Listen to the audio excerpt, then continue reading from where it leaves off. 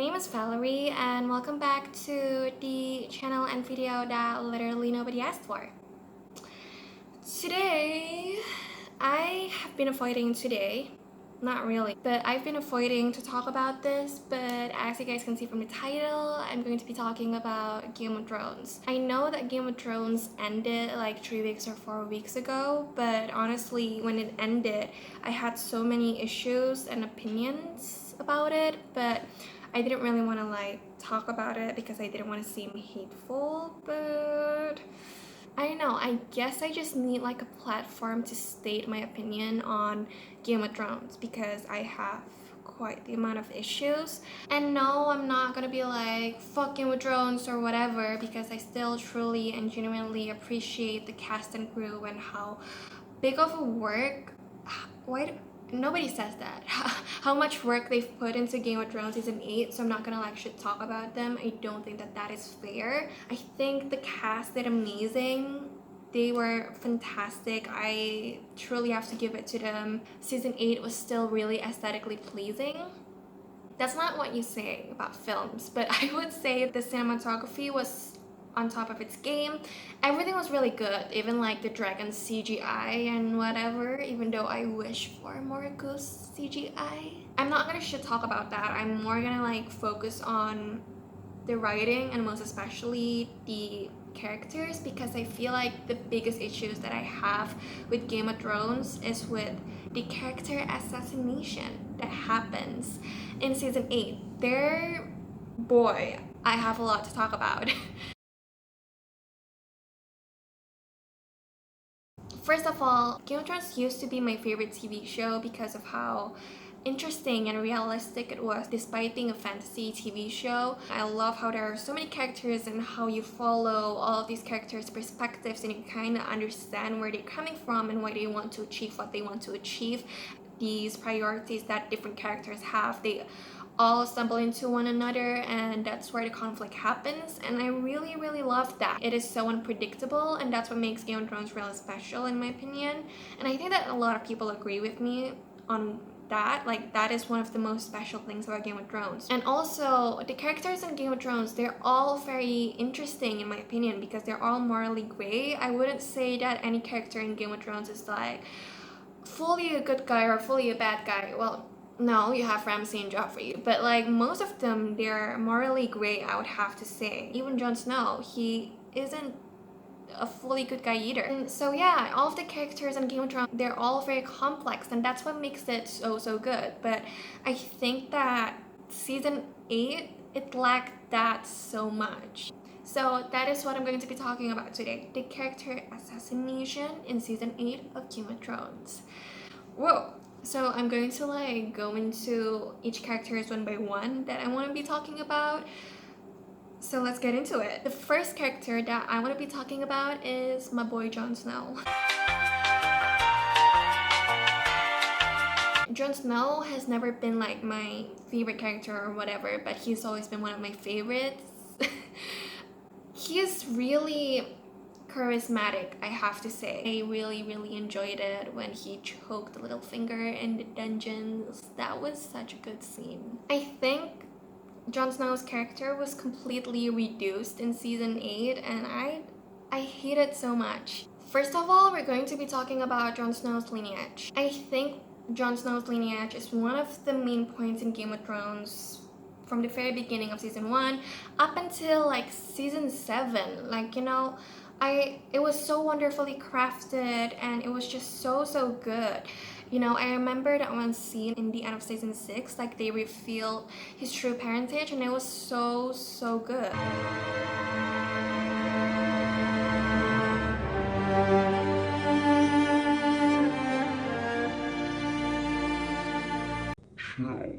It was so good. And then in season 7, you see Rhaegar and Lyanna getting married and everything. You know, his parentage and his lineage is one of the most important things in the show. So I think going into season 8, a lot of people were really looking forward to Jon Snow finding out about his true identity. And we didn't get that. I think it was really underwhelming. I think Jon as a character, one of his biggest problems was not knowing his true identity. Like, he has always struggled with it. You can see that. In episode 1, I didn't really have a problem with it. I thought it was, it's okay. But I was really expecting to, see how Jon Snow reacts to that reveal from Sam, because it's a pretty big thing, but instead we didn't get that at all. And instead, Jon Snow's lineage and identity was used only as like a plot device for Daenerys, and I really hate that. Like, Jon Snow's character was literally reduced into this character who says McQueen over and over again, which I fucking hate. Another problem that I have with Jon Snow's character is that apart from his struggle with not knowing his true identity and all that, one of the things that make Jon Snow is his yearning to fight the dead. You're telling me that the character who dedicated his whole life, not really, but like, you get what I mean.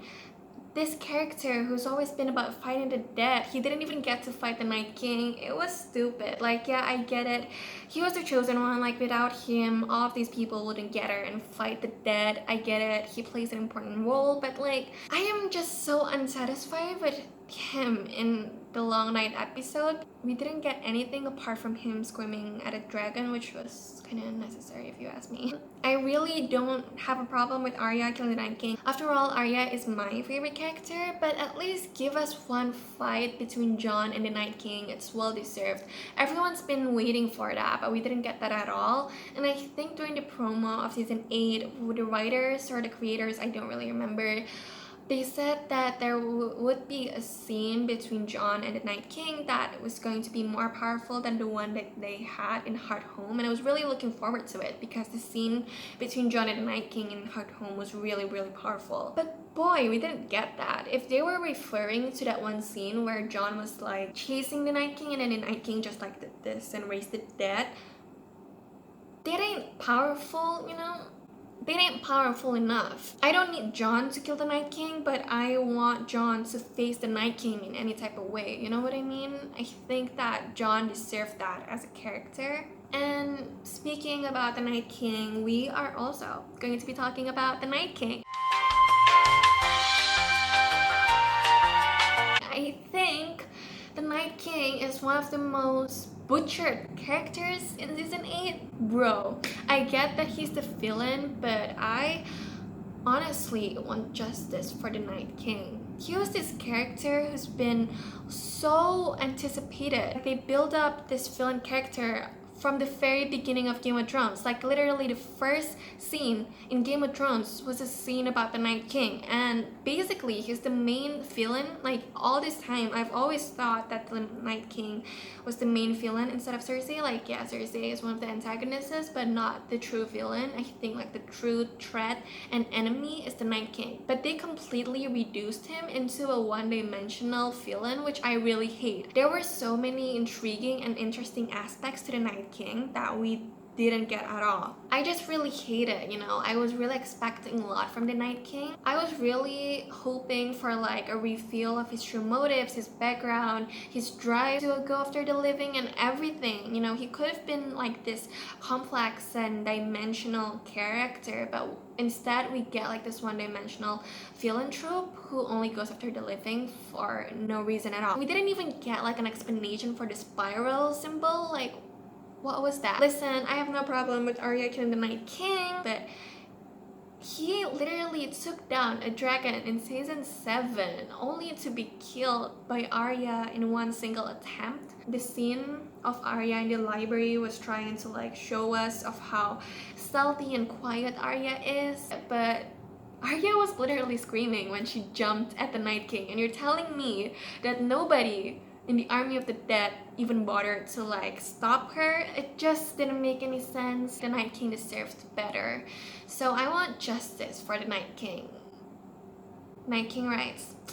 Also, one single episode just to end the Night King, like, Luv, that don't make no sense. Next, we're going to be talking about Daenerys. I wouldn't say that she's ever been my favorite character, but I do have to say that she's really interesting to me. And me personally, don't send me hate or whatever, but me personally, I don't know, I've always expected Dany to take like a dark path, but personally I don't think that Dany going mad in season 8 was believable enough. Like, it was way too rushed. In season 7, I think you can definitely see how she was slowly leaning more into the impulsive side of her. One of the things about Dany is that she is all about duality as a character. Like, she has this side of her that she wants to become, like this good side of her, but she also has this other side of her that she doesn't want to become. That's her as a character to me. Throughout the previous seasons, you know, I think she says a lot of, I'm not like my father and all of that. So me personally, I think that Dany is bound to like tip. It just didn't feel realistic or believable enough. I get it, like she lost a lot of people. She lost Jorah, who's always been there for her. She lost Miss Sunday, her best friend, and then she also lost the love of Jon Snow. But I don't think that she would go mad that instant. Like, it didn't, I don't know, it just wasn't believable enough for me. I think like Dany taking the dark path or whatever, it should have been like so carefully crafted so that it would be more believable to the viewers of the show. It was so badly paced. And also, I don't get it, like in the end of season 8, like Jon killed Dany, right? And you're telling me that Drogon, her son, her last living son, didn't even kill Jon after seeing Jon kill Dany? That don't make no sense. Drogon burning down the Iron Throne was like a good symbolism, I guess, although they did proceed the next scene with them trying to choose a new king. It wasn't realistic how Drogon didn't even like try to attack Jon. I don't know, it was stupid in my opinion. Now I'm going to be talking about Tyrion and Varys. I'm not going to like talk about them a little too much. All I want to say about them is that they were one of the smartest people in Game of Thrones, along with Littlefinger and along with so many other great characters like Tywin and maybe Cersei. But in season 8, they were so stupid. What are the writers trying to do with them? We're gonna go into a character that I feel very passionately and very strongly about, and that is Jaime fucking Lannister. Listen, I love nothing more than a good redemption arc. I really love it when I hate a character so much in the beginning of the show only to find them precious and only to find them as my child in the end of the story, and that is Jaime Lannister to me. His redemption arc was really good. I love how it was paced from the beginning of season 1 up until season 7. I really love how he didn't leave Cersei in the end of season 6, even though he kind of like saw Cersei going a little mad, and it was just so perfectly paced to me. And I love how he finally leaves Cersei in season 7. It was just so good. So I was really excited about his redemption arc, and we finally got his redemption arc in season 8, only for him to go back to Cersei. Listen, I get it, like Jaime's love for Cersei is completely valid, and I think he was bound to have a Cersei relapse one way or another. Like, obviously it's not going to be easy for him, the idea of Cersei dying and everything. What a waste of a redemption arc what they did to his character. I'm not saying that what he did wasn't realistic, but I don't know, I was really disappointed because I was really hoping for a redemption arc. And also, I don't know, my heart breaks for Brienne. My girl deserves better. I just really hate it. He finally left Cersei and he was finally with the woman he loves. I'm not saying that he doesn't love Cersei, but obviously he loves Brienne too. Have you ever looked at them saying goodbye to each other? Every time they say goodbye to each other, it's literally heartbreaking, and you know that they love each other. He was finally in a healthy relationship, but they threw that away immediately. It all happened in a span of one episode. You know, when he left Brienne, I was really hoping for him to go after Cersei and kill Cersei. Name a bigger clown. In the book, I'm pretty sure there's this prophecy called like the Valonqar prophecy, I think. I'm not sure. I don't think it was mentioned in the show, but I was really hoping for Jaime to kill Cersei. I think that would make a better ending for both characters. I don't know, I just want to see Jaime kill Cersei. I don't care about Jaime's I want to die in the arms of the woman I love bullshit. Like, I want the Fallencar prophecy. Make it happen. I just hate it so much. What they did to his character. They butchered his character. And in season 8, he said something along the lines of, I've never really cared about the people. When he killed the Mad King to save the people. When he was in a bath with Brienne and he was being really sympathetic and you get to see like this really humane side of him. Only for him to say later on along the story in season 8 that I've never really cared about them. Make it make sense. The Fallencar prophecy would have been so powerful. It would have been so heartbreaking, but it would have been so powerful. Like, bitch, I want that. Speaking of Jaime and Cersei, I will now talk about Cersei. A lot of people say that it was out of character of her to cry when she was about to die. To me, it was pretty realistic. I think if there's one thing about Cersei Lannister is that she loves her children very much. Although I do still want her to have died, killed by Jaime, you know? Do I wish for a more climactic ending for Cersei? Yes, but do I think that it was out of character of her to cry? No, so I wouldn't. I don't know, I don't really want to complain much about that one. We're going to be talking about the Starks. Listen, I'm a huge Starks fan. I would say that the ending for the Starks made me kind of happy and content because the Starks are thriving. I'm really happy for Sansa, obviously. The Queen in the North. First of all, we're going to talk about Arya. I think it wasn't necessarily out of character of her to want to travel the world and whatever, but if there's one thing about the Starks, it is that they love their family very much. It didn't make any sense to me how Arya didn't want to go back to Winterfell first. Maybe she would travel the world after a few years. I think that would make more sense to me, so it was kind of weird in my opinion, but you know, at least she's happy. And now we're going to be talking about Jon again. The ending for Jon, I think that it's not that bad of an ending for him, but I just don't think that it made that much sense. I don't get how the Unsullied have had like no problem of Jon being banished to the wall. Why is nobody on Dany's side trying to kill Jon except for Yara? It don't make no sense. I feel like the Starks, Sansa, especially Sansa, she would have tried more to make Jon come back to Winterfell. And then we have Bran. I think Bran's character was really reduced as well because he was a three-eyed raven. He has like this really interesting powers, but it wasn't used at all. And I have to say it was pretty useless, you know?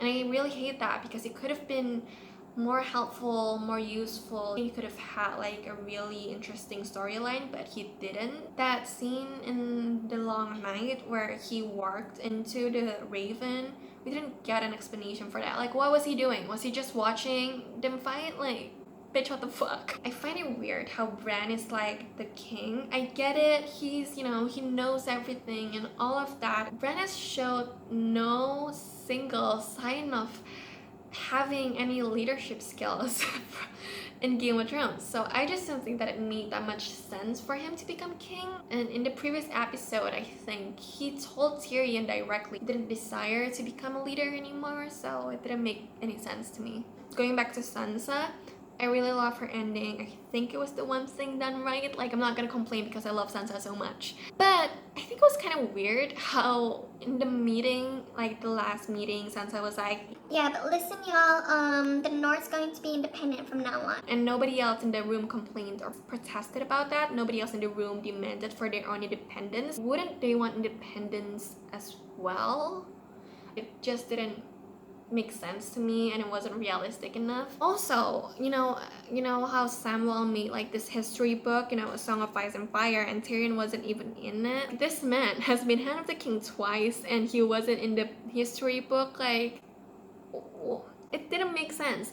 Also, Bronn, I have no problem with Bronn. Like, I don't necessarily hate him, I don't necessarily like him either, but Bronn, ending up with Highgarden. Are you seriously telling me that Olenna Tyrell wouldn't come back from the dead? Oh my god, Olenna and Marjorie deserves better. Also, Bronn is Master of Coins. I'm not sure, but I think like in the previous seasons, like in the earlier seasons, Bronn said something about not knowing shit about money. I've never borrowed money before. I'm not clear on the rules. So, I don't know, a lot of things just don't make no sense. I forgot to make an ending for this video, so thank you for watching. I don't know the drill. Like this video if you agree with me, I guess. Dislike it if you don't. And JK, no, I can't deal with hate, but please do like state your opinion if you think otherwise or whatever. I love, you know, talking about Game of Thrones. Not really, it still breaks my heart, but you know. Like this video, share it, and subscribe. I don't know the drill. I hope you do. So yeah, thanks for watching and bye.